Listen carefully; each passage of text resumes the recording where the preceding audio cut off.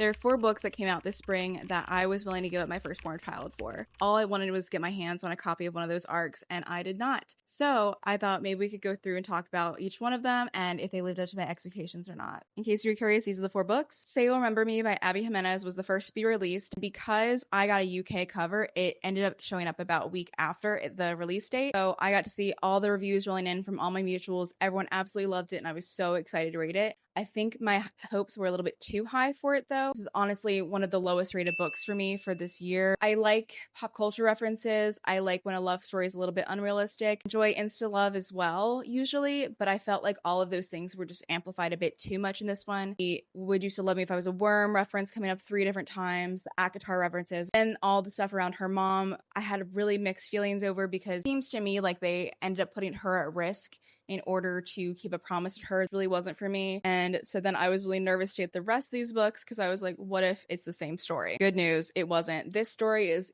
even more beautiful than this cover. I saw a lot of mixed reviews on it, actually. While I can see the comparisons to Evelyn Hugo, I do think it's still a very fresh take on that. I feel like the island setting was so fun. I liked all the twists and turns with Margaret's story. I liked the little surprise at the end. I also just really enjoyed Alice's growth throughout the story. I absolutely loved it. It was a 5-star. By the time I got to One Golden Summer by Carly Fortune, my spirits were back up. I was very hopeful, and thankfully, Carly Fortune just does not miss. She is so good at writing love stories by Canadian bodies of water. Absolutely adored it. I really enjoyed the glimpses of Charlie we got in every summer after. It was just really nice to build on the framework of Charlie, see a more fleshed out version of him, and just to see how him and Alice kind of grew together over the course of the summer and the way their relationship flourished. Also, I really enjoyed the bits with her grandmother as well. So again, another 5-star. Atmosphere by Taylor Jenkins Reid also had a lot of mixed reviews, so I was really scared. Ended up reading this on a road trip, and I absolutely adored every second of it. It's about lesbian astronauts in the 1980s. Like, what more could you want? It was so fun. Also just felt so cinematic. The intensity from the start was so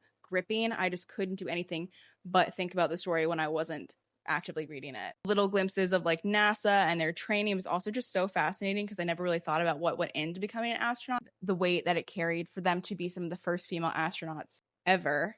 And even though the 1980s don't seem that far in the past, the fact that they were together could potentially ruin their whole career is absolutely mind-boggling to me. Really good reminder that we've come a long way, even though sometimes it feels like we're sliding backwards. I just loved Joan's relationship with her niece Frances. It was so sweet. But this was another 5-star for me, and I would definitely recommend it. I think this honestly might be my favorite out of the 4. Let me know if you guys have read any of these, if you agree with my reviews, or if you loved one I hated or hated one I loved.